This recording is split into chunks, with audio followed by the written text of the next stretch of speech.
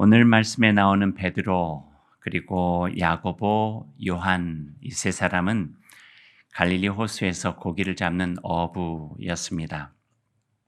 갈릴리 호수에서 고기를 잡는 어부들은 고기들이 주로 먹이를 먹기 위해서 수면으로 올라오는 밤에 배를 타고 호수로 나가서 고기를 잡죠.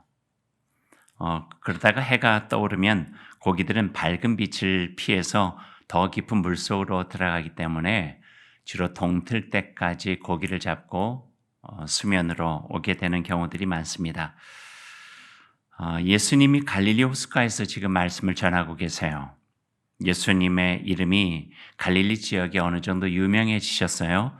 그러다 보니 사람들이 예수님이 가는 곳을 따라 몰려오게 되었죠. 사람의 물결로 넘쳐나게 된 거예요. 예수님이 갈릴리 호수에 오늘 말씀을 전하시는 날도 마찬가지입니다. 사람들이 너무 많이 모여서 육지에서는 그 사람들의 이렇게 밀려가지고 말씀을 제대로 전할 수가 없게 된 거예요. 그래서 마침 고기잡이를 마치고 돌아온 배가 두 척 있는 걸 보고 두 척 중에 한 척에다 부탁해서 조금 무트로 물속으로 이렇게 띄워놓고 거기서 말씀을 전하면 좋겠다 예수님께서 생각하신 것 같아요. 그래서 그 부탁을 하게 됩니다. 그 배는 시몬의 배라 오늘 성경은 이야기하고 있죠.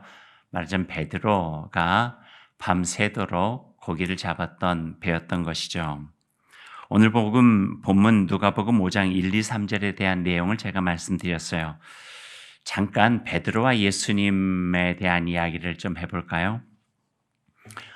오늘 대면이 예수님과 베드로의 첫 대면은 아닌 것 같아요.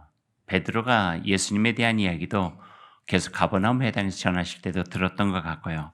성경 말씀을 보면은요, 그 앞에 베드로와 예수님이 어떤 인연을 갖게 된 내용이 나오는데요. 4장 38절과 39절 말씀을 한번 보시죠. 예수께서 일어나 회당에서 나가사 시몬의 집에 들어가시니 시몬의 장모가 중한 열병을 앓고 있는지라 사람들이 그를 위하여 예수께 구하니 예수께서 가까이 가서 열병을 꾸짖으신데 병이 떠나고 여자가 곧 일어나 그들에게 수종드니라. 시몬 베드로죠. 베드로의 장모가 아팠어요. 중한 열병에 걸렸는데 예수님께서 치료해 주셨다 하는 거예요. 이 이야기를 근거로 해서 어떤 신학자는요, 예수님이 가버나움 지역에 머무르실 때는 그 장모의 집에 머무셨던 게 아닐까 이런 추측을 하는 분도 있습니다.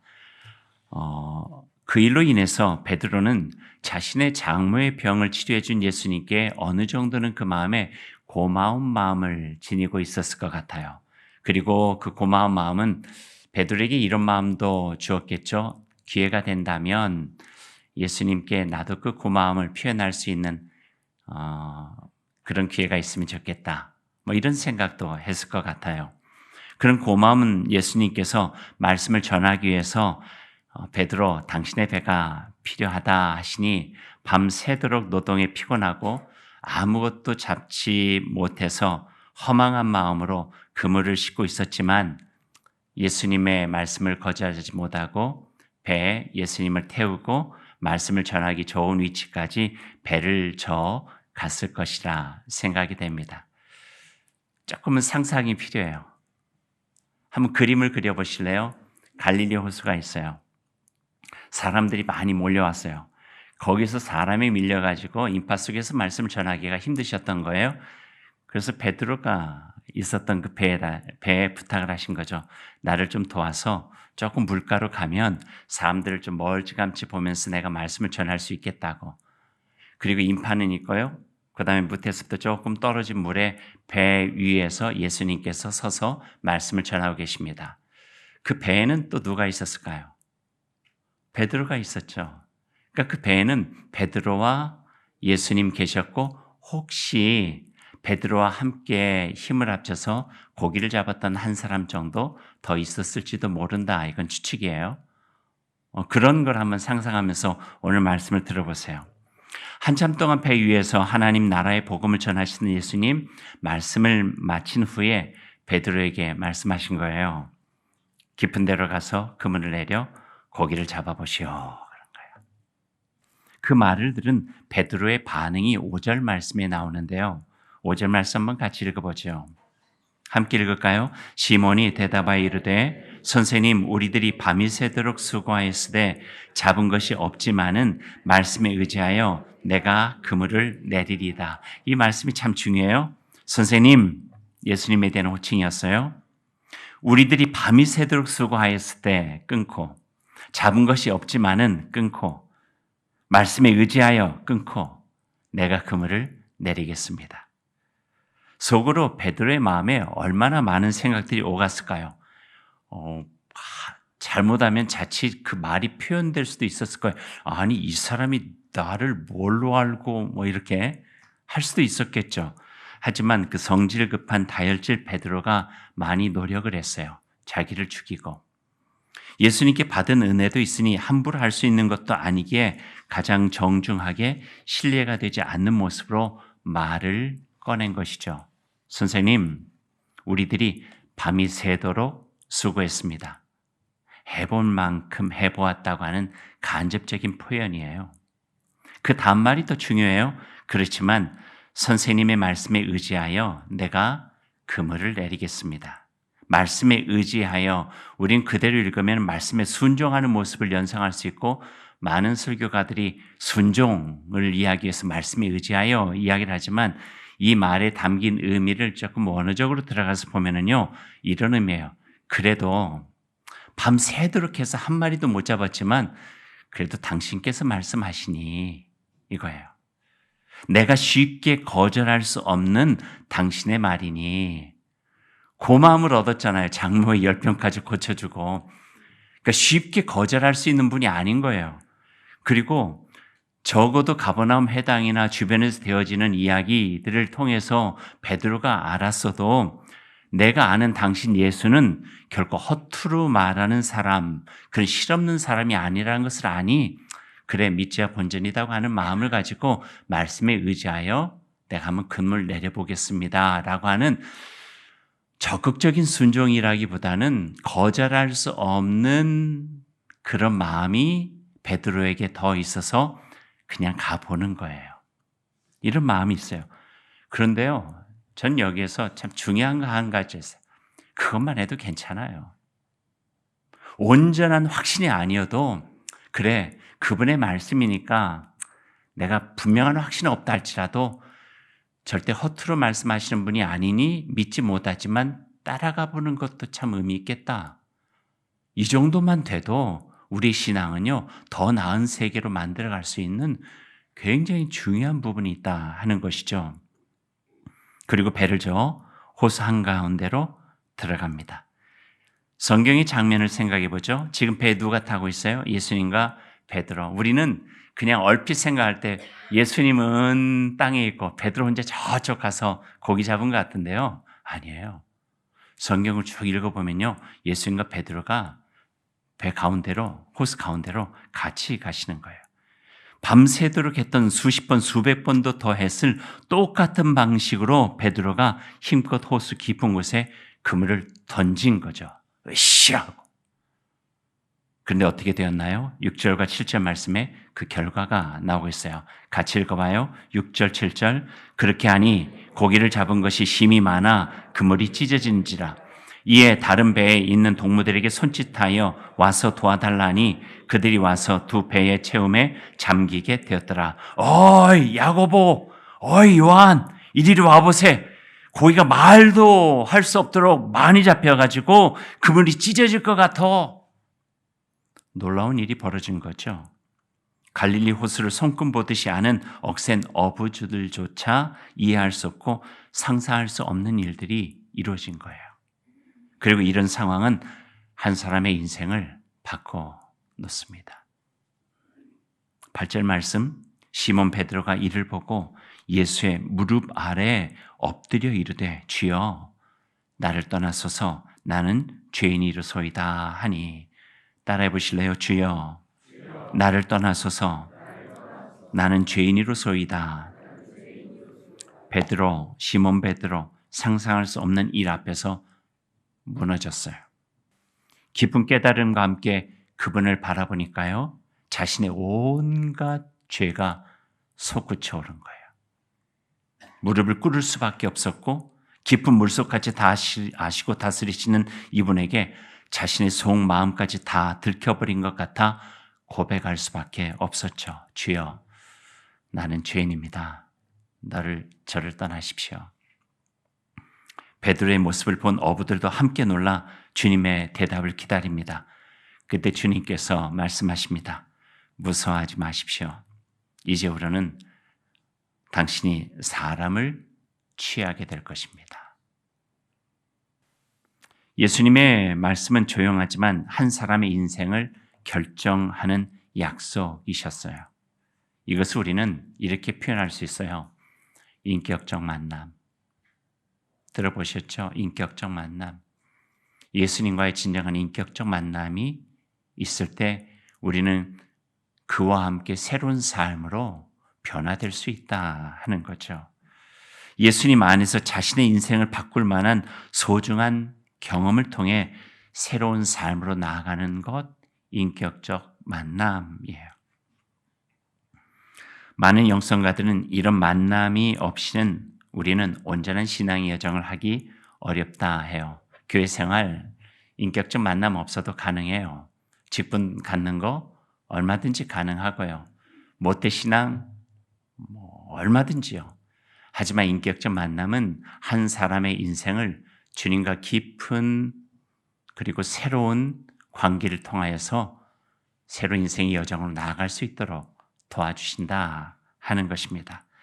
왜냐하면 신앙의 여정은 결코 내 힘으로 갈 수 있는 게 아니에요. 내 뜻으로 세워질 수 있는 것도 아니고요. 내가 넘어설 수 있는 것도 아니에요.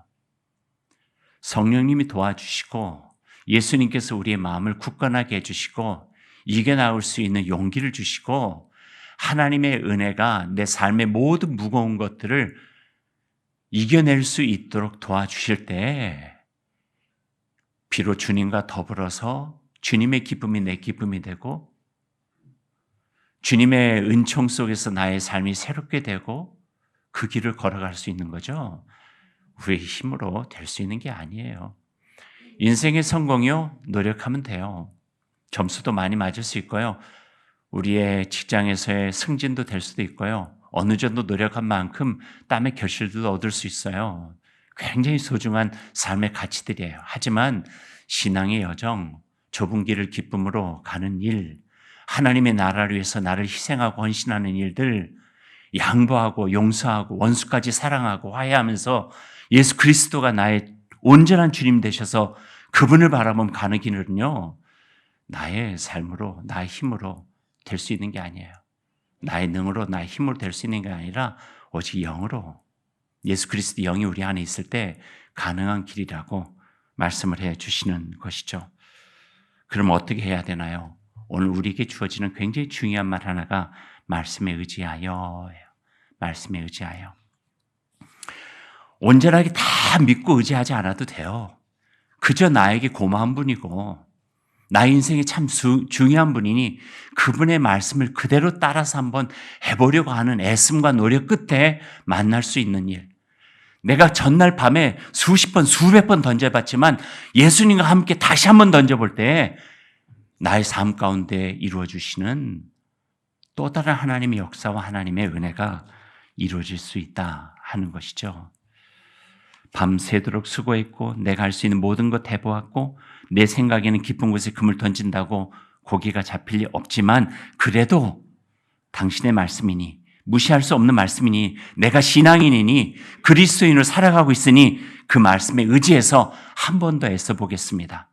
이것이 주님이 나의 주님으로 그분과의 깊이 있는 만남의 자리로 가는 길이요 순종이 제사보다 낫다 말씀해 주시는 하나님의 뜻이 여기에 담겨져 있습니다. 때때로 하나님 우리가 생각하지 못한 일들을 통해서 우리를 부르셔요. 오늘과 같은 하나님 능력을 경험하는 기적과 같은 일을 통해서도 부르시지만 때때로 우리 아픔, 절망, 좌절, 무력감, 실패와 같은 일을 통해서도 우리를 부르시는 분이에요. 밤새도록 수고했지만 아무것도 잡은 것이 없지만 말씀에 의지하여 다시 한번 나아가 보겠습니다. 그러니까 우리 절망의 끝에서 하나님의 손 붙잡고 희망의 시작이 되어진다는 거죠. 왜냐하면 우리는 하나님께서 지어주신 분이에요. 그러니까 하나님과 함께 할 때 희망이 있는 거예요. 하나님과 함께 할 때 다시 시작할 수 있는 용기를 낼 수 있는 거예요. 그리고 그 길은 지금까지 우리가 살아왔던 삶의 방식과는 전혀 다른 예수 그리스도와 함께하는 새로운 삶으로 우리가 살아갈 수 있게 되는 것이죠. 안 돼, 안 돼.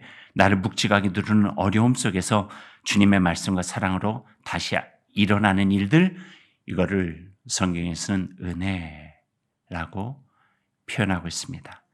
그리고 그 은혜 안에서 우리는 주님과 더욱 소중한 관계로 나아갈 수가 있습니다. 요한복음 4장 사마리아 여인의 이야기를 우리는 또 친근하게 알고 있어요. 예수님께서 유대인으로 사회적 규범을 깨고 사마리아 동네에 가셔서 우물가에 물을 길러 온 한 여인과 만나서 대화하고 있는 내용이 요한복음 4장에 나오고 있죠. 더위에 지친 예수님께서 사마리아 여인에게 물을 달라 하세요. 그러면서 시작된 대화예요. 4장에 꽤 길게 나와 있는데 한번 오늘 집에 가셔서 읽어보시면 좋을 것 같습니다. 그 과정을 보면요. 사마리아 여인이 오늘 베드로처럼 예수님을 부르는 호칭이 달라져요. 베드로가 선생님에서 주님으로 바뀌어졌는데 이 사마리아 여인은요. 그 대화 중에 그 이상한 유대 남자로 시작하다가 그다음에 주님이 됐다가 선지자가 됐다가 마지막에는요. 그리스도가 돼요. 그리스도. 그리고 그의 삶에 새로운 전환점을 마련하게 되는 거죠. 이걸 베드로의 만남 속에서 나눴던 한 단어로 표현하면요, 또 다른 인격적인 만남이에요. 인격적 만남은 이렇게 소중해요. 텅 빈 물통처럼 실패한 인생을 살고 있던 사마리아 이방 여인에게 예수님은 하나님을 예배함으로 누릴 수 있는 가장 소중한 기쁨을 주님께서는 선물로 주신 거죠. 여인의 가장 깊은 곳에 있었던 나는 불행해, 아니면 지나친 열등감이랄까요? 절망의 근원을 예수님께서 대화 가운데 치유해 주셨어요. 불행의 근원을 빼내지 못하면 행복한 진정한 삶을 살아갈 수 없기 때문에 비워내신 거예요. 베드로의 빈배가 그런 의미가 아닐까요? 그리고 사마리아 여인의 빈 불통이 그런 의미가 아닐까요? 밤이 새도록 그물질을 하였지만 아무것도 잡지 못한 채 빈 그물을 씻고 있던 베드로와 함께 빈 배를 타고 갈릴리오서 가장 깊은 곳으로 가신 예수님께서 이번에는 이 사마리아 여인의 비어있는 인생을 마르지 않는 생명의 깊은 샘으로 인도해 가시는 거죠. 예수님께서 사마리아 여인에게 이렇게 말씀해 주셨어요. 이 물을 마시는 자마다 다시 목마르려니와 내가 주는 물을 마시는 자는 영원히 목마르지 아니하리니 내가 주는 물은 그곳에서 영생하도록 솟아나는 샘물이 되리라. 자신의 가장 아픈 곳이 드러나고 예수님의 말씀으로 점점 삶의 살이 차오르면서 회복의 은총을 경험하는 그 여인의 모습을 보게 됩니다. 오늘 누가복음의 이 베드로의 이야기와 함께 사마리아 여인의 이야기가 생각난 것은 저에겐 그랬어요. 이 두 이야기가 같은 이야기예요. 베드로의 이야기나 사마리아 여인의 이야기나 같은 이야기예요. 예수님을 만나 참된 진리를 깨달은 자의 모습이고 새로운 삶의 시작, 닮아 있어요. 요한복음 사마리아 여인 이야기가 마무리되는 한 곳을 한번 읽어드릴게요. 이렇게 그 사마리아 여인과 이야기가 마무리돼요. 여자가 물동이를 버려두고 동네로 들어가서 사람들에게 이르되 내가 행한 모든 일을 내게 말한 사람을 와서 보라. 이는 그리스도가 아니냐 하니 그들이 동네에서 나와 예수께로 오더라. 사람을 취하리라. 같은 마무리를 하고 있는 거예요. 빈 그물을 놓고 예수님을 따르는 베드로와 물동이를 버려두고 예수님의 사람으로 살아가게 된 사마리아 여인의 모습은 닮아도 참 많이 닮아있다 여겨지게 되고요. 두 사람 닮은 게 아니라 예수 그리스도를 인격적으로 만난 이는 모두가 다 이런 삶을 살아갈 수 있는 것이죠. 우리까지도요. 그래서 우리에게는 필요한 것이 있습니다. 오랜 신앙생활에도 예수님과 함께하는 진정한 기쁨과 감격, 인격적인 만남을 통하여 나를 예수 그리스도의 사람으로 만들어가고자 하는 노력들이 필요합니다.